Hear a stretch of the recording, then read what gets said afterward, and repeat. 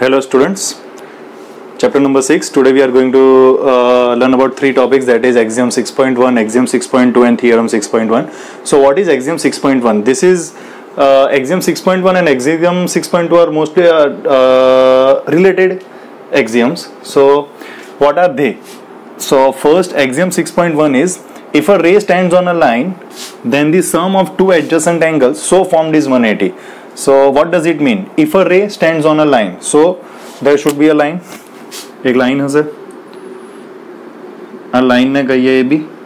If a रे स्टेન્ડ્સ on a line, તો આ લાઇન પર કશે રે સ્ટેન્ડ કરે છે, થઈ ગયું.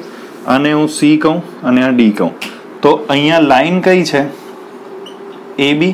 અને રે કયો છે? રે એટલે એન્ડ પોઈન્ટ એક હોય અને એક તમારું એરો હોય, થઈ ગયું. તો if a ray stands on a line, then the sum of two adjacent angles. Two adjacent angles મતલબ આજુબાજુના એંગલ, એક આ એંગલ અને બીજો આ angle. Sum of this two angle is 180. જો ઇન શોર્ટ તમે યાદ કેવી રીતે રાખી શકો, બંને એક્ઝામ એક જ વસ્તુ કહેવા માંગે છે. એક જ લાઇન પર જો બે એંગલ બનતા હોય ને તો એ 180 કરે. સિમ્પલ આટલી જ વસ્તુ તમે યાદ રાખો ને તો 6.1 ના ઓલમોસ્ટ બધા જ ક્વેશ્ચન સોલ્વ કરી શકશો. એક જ લાઇન પર જેટલા બી એંગલ બનતા હોય બધાનું ટોટલ 180 થાય. તો આ એક રે છે, આ એંગલ કયો થશે? DCB. તો એંગલ થશે DCB પ્લસ આ એંગલ કયો થશે? DC અને એમ આવે છે. જો આ એંગલ, જે જગ્યાએ એંગલ બનતો હોય તે આલ્ફાબેટ વચ્ચે લખવાનો. તો આ DCA, એંગલ DCA. આ એંગલ અને આ એંગલ બંને મળીને ટોટલ કેટલું કરે છે? 180. થઈ ગયું.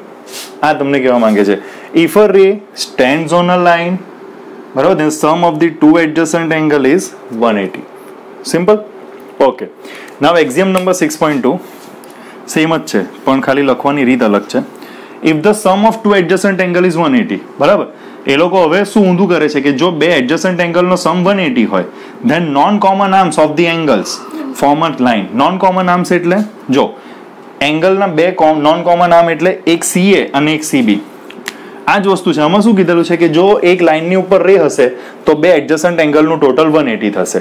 એક્ઝામ 6.2 શું કહેવા માંગે છે કે જો એડજસન્ટ એંગલનું ટોટલ 180 હશે તો એના જે નોન કોમન આર્મ્સ છે તે 180 નો એંગલ કરશે. નોન કોમન આર્મ્સ હું સમજાવું છું શું કહેવા માંગે છે. આ એડજસન્ટ એંગલ છે, આ બંને, એ બંનેનું ટોટલ 180 છે. એ લોકોએ આપી દીધું એક્ઝામ 6.2 માં. હવે નોન કોમન આર્મ્સ એટલે જ્યાંથી એંગલ બનતા હોય તે, એક આ CA અને એક આ CB. C પર એંગલ બને છે તો નોન કોમન આર્મ્સ અહીંયા કયા થશે? એક રે CA અને એક રે CB. CA અને CB. તો non common arm of the angle form a line. તો આ નોન કોમન આર્મ CA અને CB એને તમે ભેગી કરી નાખો આ રીતે, તો એ શું બનશે? લાઇન બનશે. એટલે એક વસ્તુને ઊંધી રીતે લખેલી છે, એ જ વસ્તુ છે, સેમ વસ્તુ છે.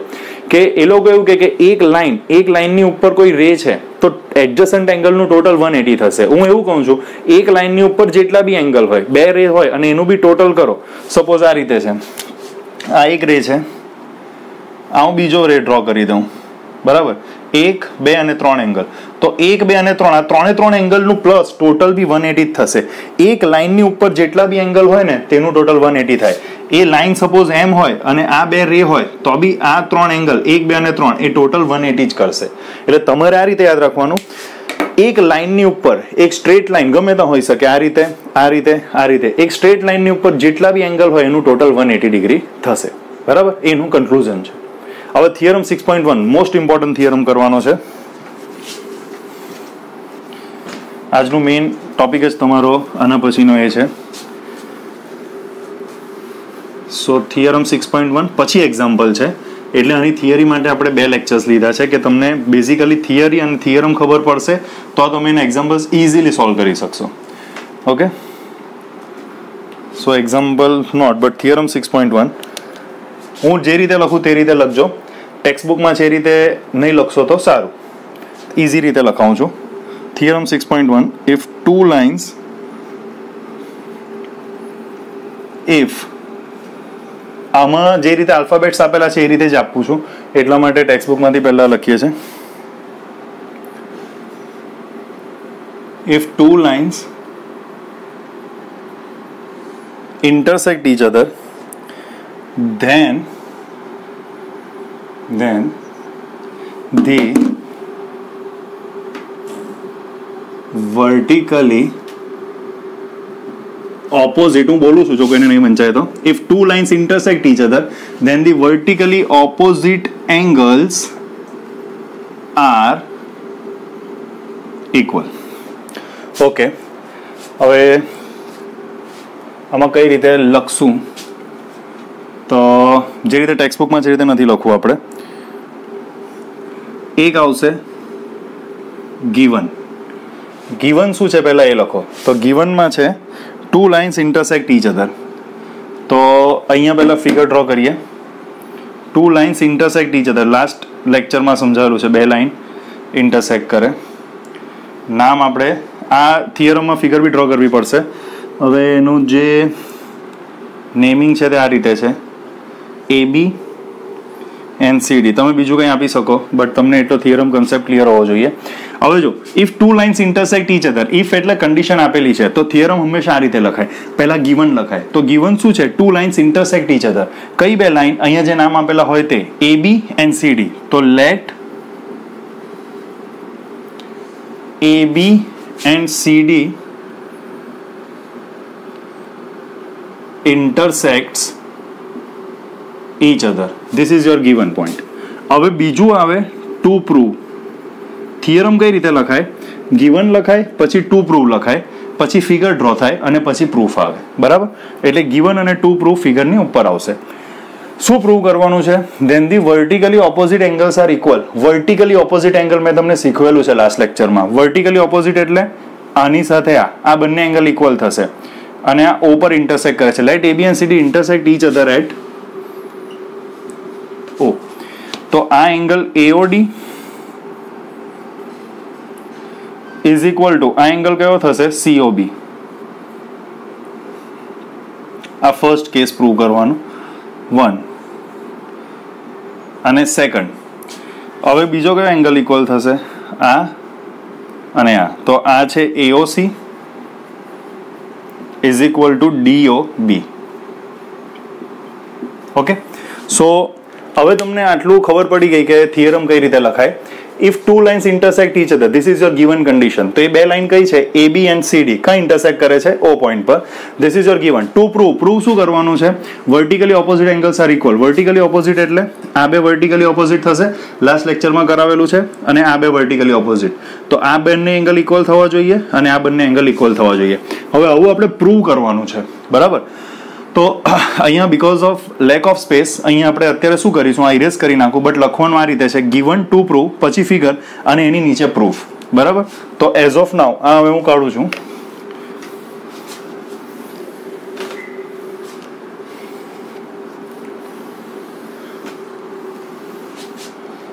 નીચે પાવશે પ્રૂફ. પ્રૂફમાં જોજો કોઈ બી એક રિઝલ્ટ પ્રૂવ કરવાનું છે. તો હવે આપણે જોઈએ કઈ રીતે પ્રૂવ થશે. તો જો એક લાઇનના બે એંગલ ટોટલ 180 કરે, તો એ જ વસ્તુને અહીંયા આપણે યુઝ કરીએ. તો આ AB એક લાઇન છે, આ જોજો, ધ્યાન આપજો. આ AB એક લાઇન છે, ઓર એલ્સ CD એક લાઇન છે. પહેલા CD લઈ લઈએ, ચાલો, AB બી લેવાશે. આ રીતે એક લાઇન છે CD. આ CD લાઇનની ઉપર જો O થી A ને જ કન્સિડર કરો, આટલું OA, તો O થી A રે થશે. આટલા પાર્ટને ભૂલી જાઓ, આ પાર્ટને જોવાની જરૂર નથી, ખાલી આટલી જ ફિગર છે તમારી પાસે, આટલી જ. આ CD લાઇન છે ને OA રે છે. બરાબર? તો આ બે એંગલ, એક લાઇનના બે એંગલ 180 કરશે. અહીંયા આટલું જ છે, તો આ એંગલ અને આ એંગલ. બરાબર? તો આ CD લાઇન પર OA રે થશે. તો હિયર OA રે સ્ટેન્ડ્સ ઓન કઈ લાઇન? તો CD લાઇન પર બંને સાઈડ એરો આવે, સ્ટેન્ડ્સ ઓન CD. તો હવે આ બે એડજસન્ટ એંગલ આ અને આ થશે. હવે આ ફિગરને અત્યારે ભૂલી જાઓ. તો આ એંગલ કયા? AOC પ્લસ આ એંગલ AOD. એ બંને મળીને કેટલું કરશે? 180 કરશે. This is your first result. બરાબર? શું કર્યું? સિમ્પલ છે. એક રે OA લીધો. OA રે કોની ઉપર છે? CD લાઇન પર. આટલી ફિગર લીધી. જો આટલી ફિગરને જ કન્સિડર કરો, CD અને આ OA. તો આ એંગલ અને આ એંગલ 180 કરશે. બરાબર? આ પ્રૂવ કરવાનું છે ઓપોઝિટ ઇક્વલ હોય તે. હવે તમે જો, તો હવે આપણે બીજું લઈએ.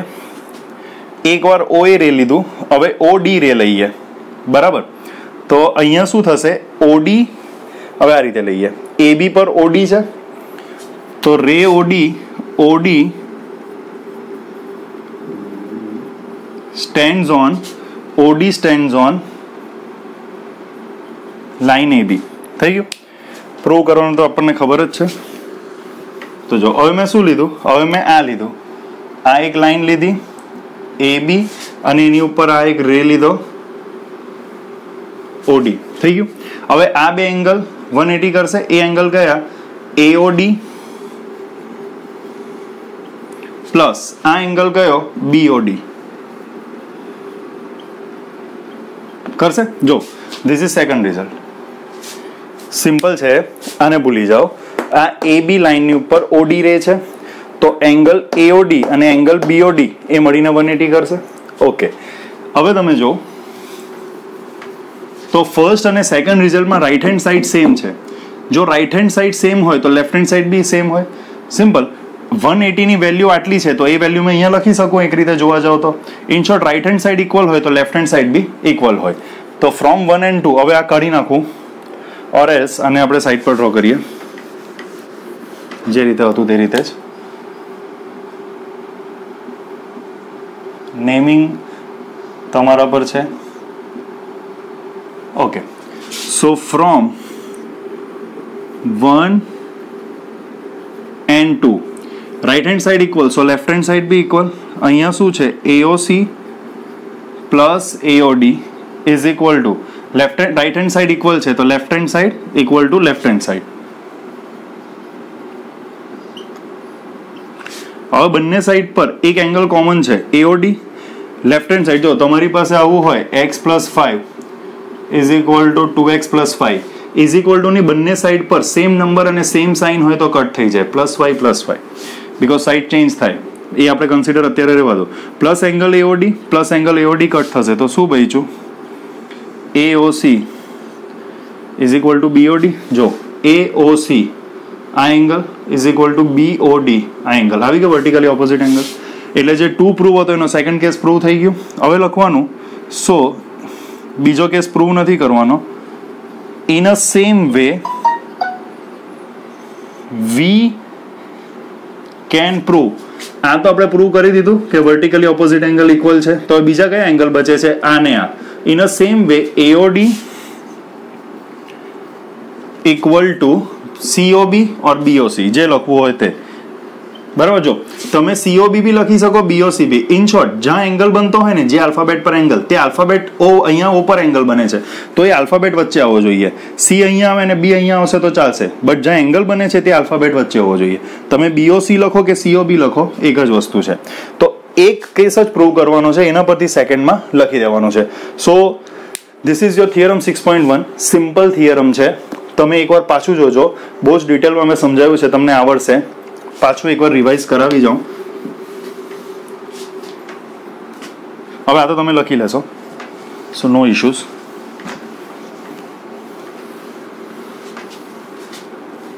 જો બે લાઈન ઇન્ટરસેક્ટ કરે છે એકબીજાને. એક લાઈન AB છે, એક લાઈન CD છે. ઇન્ટરસેક્ટ ક્યાં કરે છે, O પર. તો વર્ટિકલી ઓપોઝિટ એંગલ ઇક્વલ થવો જોઈએ. વર્ટિકલી ઓપોઝિટ એટલે આની સાથે આ અને આની સાથે આ. આ angle AOD is equal two BOC થવું જોઈએ અને AOC is equal two BOD થવું જોઈએ. બરાબર. હવે એના માટે આપણે શું કર્યું, મેં આજે જ તમને એક્ઝામ શીખવાડ્યું. એક લાઈનની ઉપર ગમે એટલા એંગલ હોય તો એ 180 કરે. હવે કોઈ લાઈનની ઉપર આ રીતે રે સ્ટેન્ડ કરતું હોય તો એના એડજસન્ટ એંગલ એટલે આ એંગલ અને આ એંગલ એ ટોટલ 180 કરશે. તો પહેલા એક લાઈન લીધી CD, એની ઉપર એક રે લીધો OA. આ પાર્ટને ભૂલી ગયા તો આ એંગલ અને આ એંગલનું ટોટલ 180 થશે. બરાબર. એ રિઝલ્ટ લખ્યું. પછી શું કર્યું, પછી આપણે બીજી વાર આ લાઈન લીધી AB અને આ પાર્ટને ભૂલીને OD રે લીધો તો આ એંગલ અને આ એંગલ 180 કરશે.